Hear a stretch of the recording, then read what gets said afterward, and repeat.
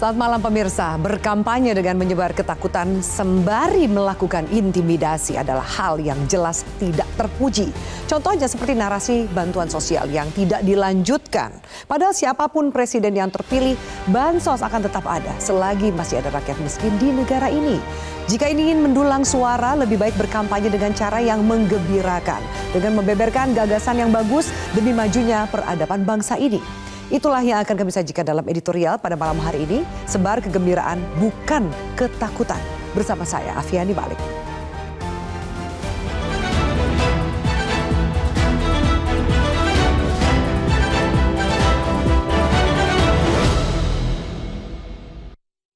Sebar kegembiraan bukan ketakutan.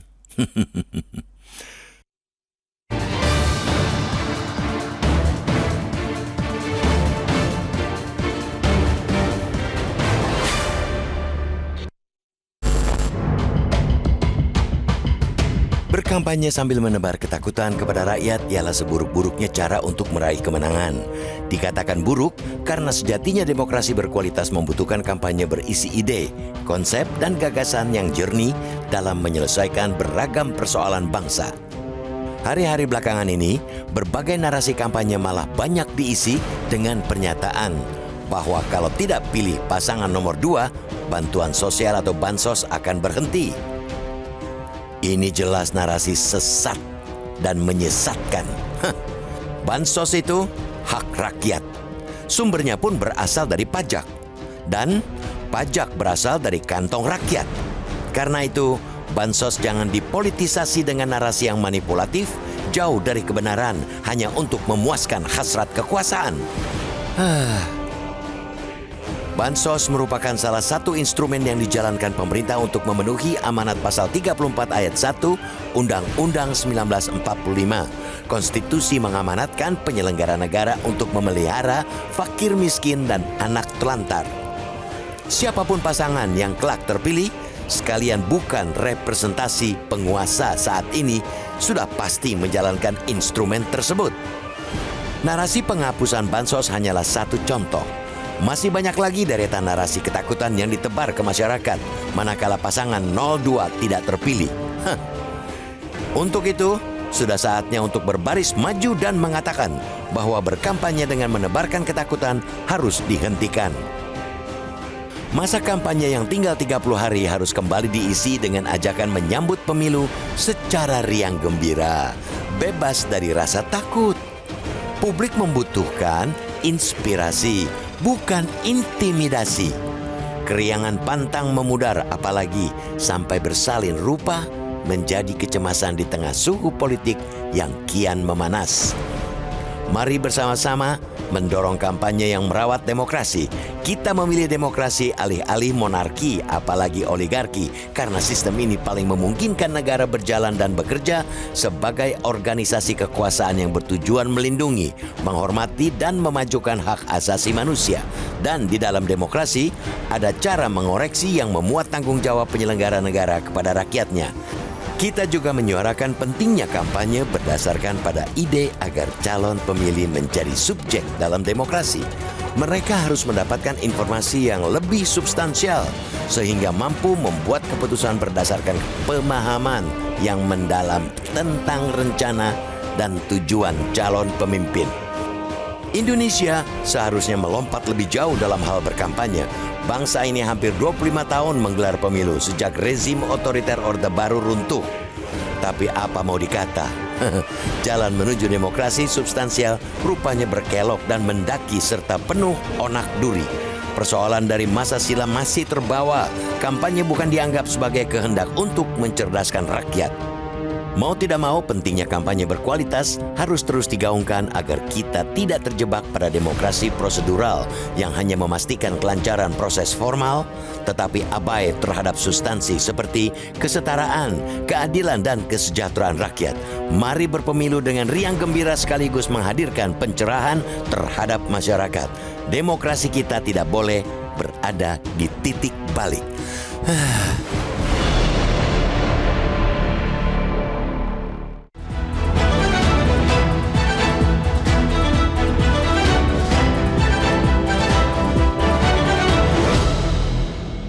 Dan pemirsa, itu yang akan kami sajikan dalam editorial pada malam hari ini, sebar kegembiraan bukan ketakutan. Dan sudah bersama dengan saya, anggota Dewan Redaksi Media Group, Mas Arief Suditomo. Mas Arief, selamat malam. Malam, Afi. Mas Arief, apa yang sebenarnya kita tangkap atau kita cuplik dari yang terjadi di tengah masyarakat di masa kampanye ini sehingga kita mencoba menyampaikan pesan menyebar kegembiraan bukan ketakutan?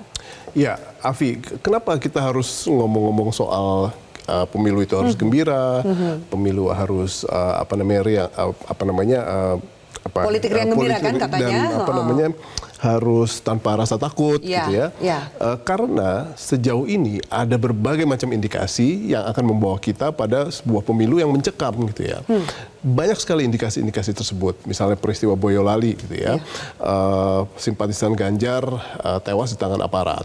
Lalu peristiwa Manado, lalu ada ancaman penembakan terhadap Anies, gitu ya, di lewat sosial media, intimidasi terhadap seorang wartawan televisi, penggunaan isu keberlanjutan, ya, terhadap bansos. Nah, ini merupakan salah satu hal yang harus kita soroti. Kenapa? Karena untuk sebagian orang, bansos itu merupakan hidup dan mati mereka.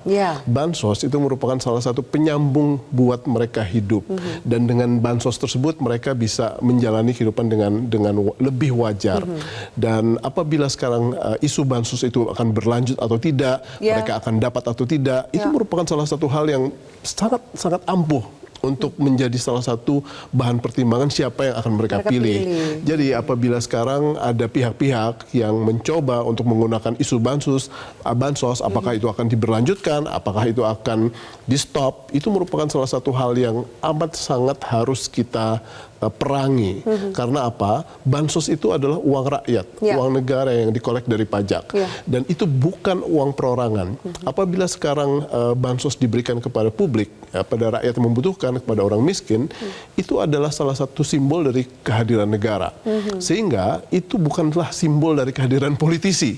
Jadi kita harus tegaskan kembali di sini, publik harus segera bersikap. Publik harus bisa menjadikan dirinya sebagai korektor dari segala macam upaya-upaya politisi kotor ini. Dan apabila mereka mendapati situasi di mana ada politisi yang menggunakan isu-isu bansos, akan diberlanjutkan kalau ini itu, akan di-stop kalau ini itu, mereka harus bisa stand up, harus bisa berdiri dan melawan bahwa itu bukan uang kalian, itu bukan uang dana dari politisi, itu adalah uang kami yang memang menjadi hak kami, karena kami adalah orang-orang yang dilindungi oleh konstitusi, karena kami harus dipelihara oleh negara. Dijamin oleh negara. Nah, salah satu yang menyambung juga penjelasan dari Mas Arief soal bansos yang diduga menjadi alat politik. Masyarakat ini kan ditakut-takuti lah, kurang seperti itu. Tidak bisa menerima lagi jika tidak memilih paslon tertentu. Contohnya, kita simak pernyataan dari Zulkifli Hasan berikut ini. Ini ada salah satu pernyataan yang cukup viral dari Ketua Umum PAN yang juga adalah Menteri Perdagangan. Disampaikan BLT-nya atau bansos mau lanjut atau stop. Ini kan sudah viral ya, Mas. Kita hanya cuplik kembali. Kalau PAN menang, Prabowo Gibran menang, BLT lanjut, bansos lanjut, pembangunan lanjut. Ini kan mencuplik kata bansos. Ini kan hadir di tengah masyarakat yang bisa dikatakan juga akan menjadi pemilih di tanggal 14 Februari nanti. Bagaimana seorang ketua umum partai yang juga adalah seorang menteri kok tidak bisa memilah peran yang mana sehingga bahkan menggunakan bansos yang harusnya menjadi hak rakyat menjadi salah satu diduga alat politik. Inilah adalah sebuah bukti ya bahwa tidak semua politisi itu mampu menjadi negarawan.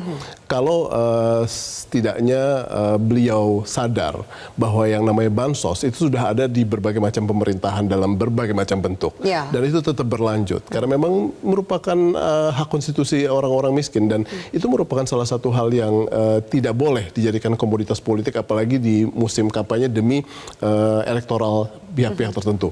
Nah, ini merupakan merupakan sebuah upaya yang harus kita dengungkan. Kita berada di sini, Afi, untuk pada akhirnya menyadarkan publik bahwa apabila kita menemukan satu atau dua orang lagi atau masih jauh lebih banyak lagi karena pemilu masih sampai bulan Februari awal, ini merupakan salah satu hal yang kita harus perangi. Kalau ada publik yang merasa dirinya mendapatkan sebuah exposure atau pemaparan yang terkait dengan bansos, ada ancaman, ada iming-iming, mereka harus berdiri. Mereka harus bilang bahwa stop, jangan lanjutkan lagi itu karena kita sudah tahu bahwa itu adalah hak kami. Nah, kemarin juga sedikit pembahasan mengenai beberapa upaya intimidasi yang oleh pembedah Mas Abdul Qohar kemarin juga dikatakan ini bahkan sudah terjadi seakan secara sistematis karena dari menterinya sampai oknum-oknum kepala desanya juga menyuarakan narasi yang sama, narasi soal bansos terutama, mengintimidasi para pemilih dengan katakan kalau tidak memilih salah satu paslon yang mereka titipkan, maka bansos tidak akan bisa diterima atau bahkan intimidasi yang lainnya. Apakah Mas Arief juga melihat bahwa ternyata ini bukan sebuah sesuatu yang random, ada sebuah perencanaan, ada mufakat rencana di balik narasi yang sama ini? Betul, Afi, karena kalau kita lihat sekarang banyak sekali tokoh-tokoh politik adalah tokoh-tokoh yang berkuasa. Dan saya sih menghimbau agar puncak pimpinan kekuasaan pemerintahan yang tertinggi, Presiden Jokowi, untuk bisa memberikan contoh yang pada dasarnya menjadi referensi buat semuanya, termasuk menteri-menterinya, yang pada dasarnya juga menjadi bagian dari parpol-parpol pendukung dari pemerintahan. Kenapa saya bilang bahwa yang paling penting adalah penguasa-penguasa yang memiliki afiliasi terhadap pemerintahan itu karena mereka lah yang menjadi pihak yang paling bisa dicontoh sekarang. Kalau orang yang tidak berkuasa ya mereka tidak punya kekuasaan lebih seperti halnya orang-orang seperti Pak Zulkifli Hasan. Nah, jadi kalau misalnya Pak Jokowi bisa saja memutus ya hubungan kekuasaan tersebut apabila mereka bisa membedakan misalnya bagaimana dirinya sebagai seorang ayah dan bagaimana dirinya sebagai Panglima tertinggi TNI dan kepala pemerintahan, itu akan menjadi sebuah referensi yang amat sangat bagus buat anak buahnya, buat bawahannya, buat menteri-menterinya, atau buat ketum-ketum parpol yang terafiliasi dengan dirinya. Jadi ini merupakan salah satu hal yang kita nantikan agar itu bisa segera memutus situasi ini, menyalahgunakan berbagai macam wewenang yang pada akhirnya akan membuat pemilu ini tidak punya legitimasi. Ya, baik. Mas Arief, kita harus jeda. Nanti kita akan lanjutkan pembahasan ini ketika ini bisa dikatakan 1 bulan lagi lah kurang lebihnya jelang pemilihan di tanggal 14 Februari. Apakah ke depan penyebaran ketakutan ini akan semakin masif terjadi di kalangan masyarakat? Usai jeda, tetaplah bersama kami.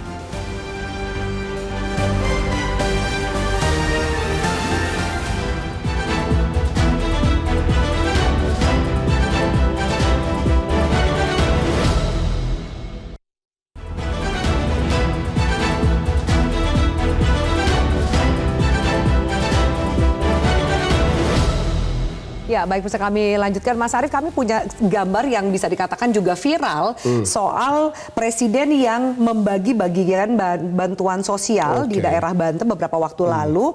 Tapi seakan-akan dilihat, nah ini gambarnya bisa kita tampilkan, ada spanduk besar, banner besar, salah satu paslon. Di sini yang kami tampilkan adalah paslon Prabowo Gibran. Sehingga surprisingly, sehingga banyak yang melihat apakah ini juga bentuk dukungan halus lah, bagian dari cawe-cawenya presiden saat membagi-bagikan bansos. Memang sudah disampaikan oleh Pak Muldoko sebagai KSP yang mengatakan bahwa bisa saja dalam setiap kesempatan partai politik relawan memanfaatkan situasi sehingga memasangnya ini di saat-saat terakhir. Tapi kan ini masa sih kunjungan presiden wilayahnya nggak steril, beda banget sama yang terjadi di Bali ya dengan gambarnya Ganjar Mahfud gitu kan, harus digeser gitu. Tanggapan Mas Arief lebih jauh?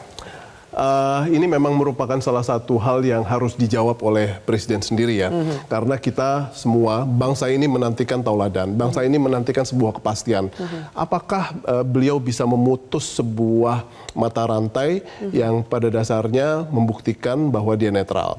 Karena gini, antara seorang ayah dan seorang panglima TNI, panglima tertinggi TNI, lalu sebagai kepala pemerintahan, itu bisa dia jadikan dua jalur yang berbeda. Karena yang satunya sebagai kepala negara, kepala pemerintahan, itu merupakan salah satu hal yang memang melekat pada diri presiden. Tapi dia juga merupakan fakta bahwa ayah dari seorang cawapres gitu ya. Kalau misalnya dalam waktu dekat ini kita bisa memperlihatkan atau beliau bisa memperlihatkan bahwa beliau adalah orang yang bisa memisahkan situasi itu, saya pikir ini adalah legacy. Tapi kalau dia tidak bisa memisahkan hal tersebut, itu pun akan menjadi legacy. Dan yang satu yang catatan tinta hitam, yang satu tinta merah nih gitu, rapor biru dan merah gitu, tinta emas dan tinta merah gitu ya. Nah ini merupakan salah satu hal yang pada akhirnya menjadi bagian dari sejarah pemilu Indonesia. Ya. Tapi lebih daripada itu, kita sangat memerlukan sebuah siklus politik yang akhirnya melahirkan seorang atau kepemimpinan yang legitimat. Punya legitimasi. Karena bayangkan apabila rakyat tidak menganggap mereka sebagai pemimpin mereka yang legitimate, itu merupakan salah satu hal yang amat sangat buruk buat keberlangsungan pembangunan.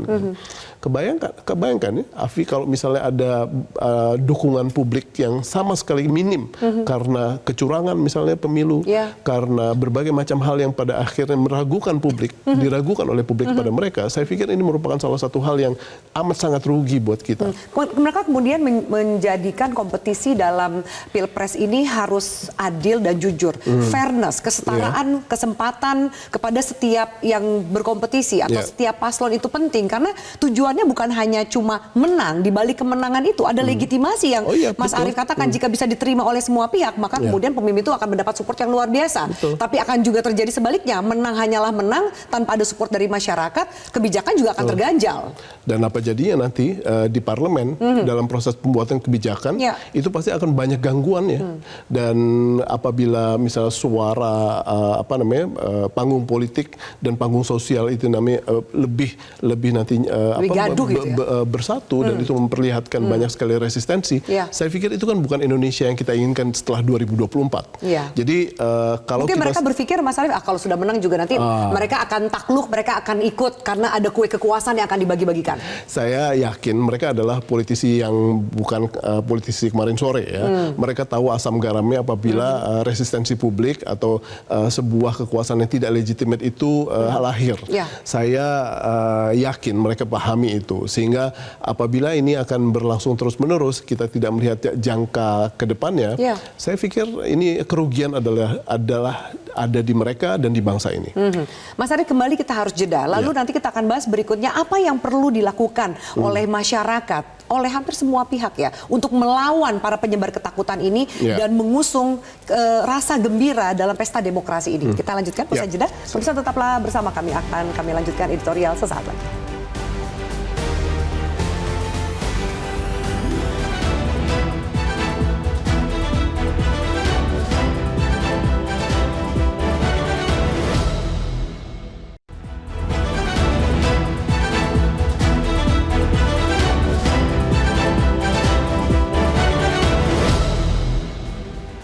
Ya, baik, pemirsa, kami tampilkan ini adalah polling yang kami lakukan di Instagram @metro_tv. Pertanyaannya adalah kampanye menebar ketakutan seperti narasi dihentikannya bansos, apakah masih efektif?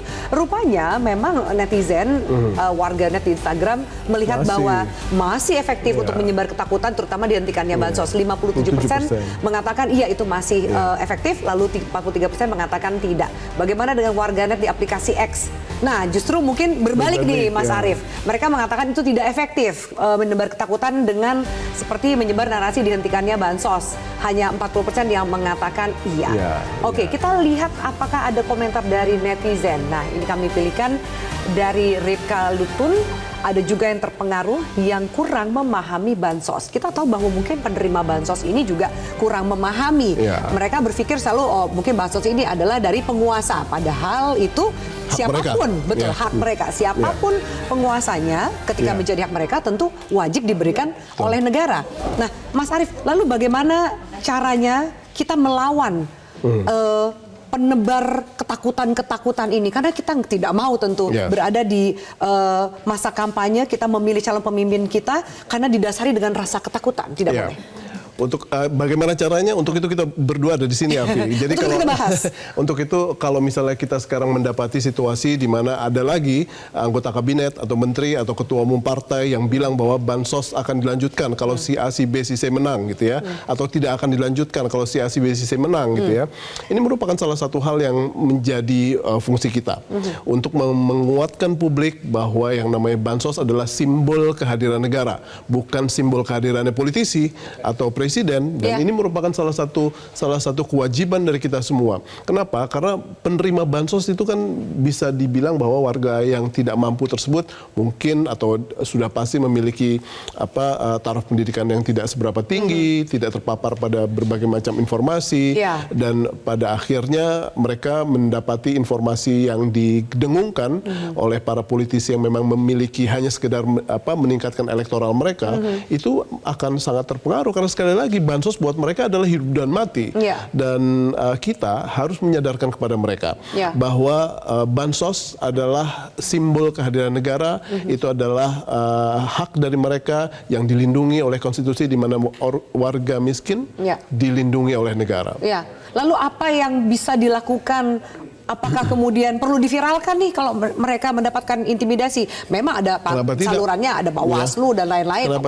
Kenapa tidak? Karena di sebuah era di mana keterbukaan itu merupakan salah satu hal yang amat sangat bisa membantu dalam proses pembentukan sebuah kebijakan. Ini merupakan salah satu hal yang bisa digunakan oleh publik sebagai penyalur atau sebagai kanal untuk menyalurkan berbagai macam hal yang pada akhirnya mereka ingin koreksi. Mas Arif katakan bahwa terima bansos ini mungkin melihat bahwa bantuan sosial yang diberikan ini adalah hidup dan mati mereka. Ini kan periuk mereka yang harus terus dijaga. Bisakah, apa tanggapan Mas Arif jika ada yang mengatakan ambil bansosnya tapi pilihlah siapa calon pemimpin yang hati mereka kehendaki? Ya, kalau mereka bisa bersikap itu bagus ya. Tetapi masalahnya kalau mereka terintimidasi itu kan salah satu hal yang mereka permasalahkan sekarang. Posisi terjepit mereka sebagai penerima bansos. Mereka datang di sebuah public gathering yang berbicara di atas panggung adalah orang-orang yang mereka jadikan panutan. Dan di saat sang panutan ini menyatakan sesuatu yang toksik, itu merupakan salah satu hal yang nggak bisa diandu cepat gitu ya. Di saat mereka ada terpengaruh, prosesnya untuk menyadarkan mereka ya, Mas. Di saat mereka terpengaruh, itu merupakan salah satu hal yang tidak kita inginkan karena disitulah terjadi misinformasi yang pada akhirnya dikonsumsi oleh masyarakat. Kita harapkan kita bisa terus mendukung ini, Mas Arif. Bansos dan bansos adalah uang yang dikumpulkan lewat uang pajak kita dan itu adalah uang rakyat yang harus dikembalikan kepada rakyat. Oke, baik. Terima kasih Mas Arif untuk diskusi kita pada malam hari ini. Dan juga pemirsa, terima kasih banyak atas atensi Anda. Kita akan jumpa lagi di editorial pekan depan. Selamat malam, sampai jumpa. Have a nice weekend. Sampai.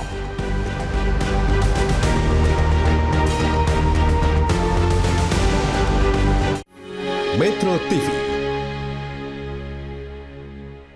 Jelajahi cara baru mendapatkan informasi. Download Metro TV Extend sekarang.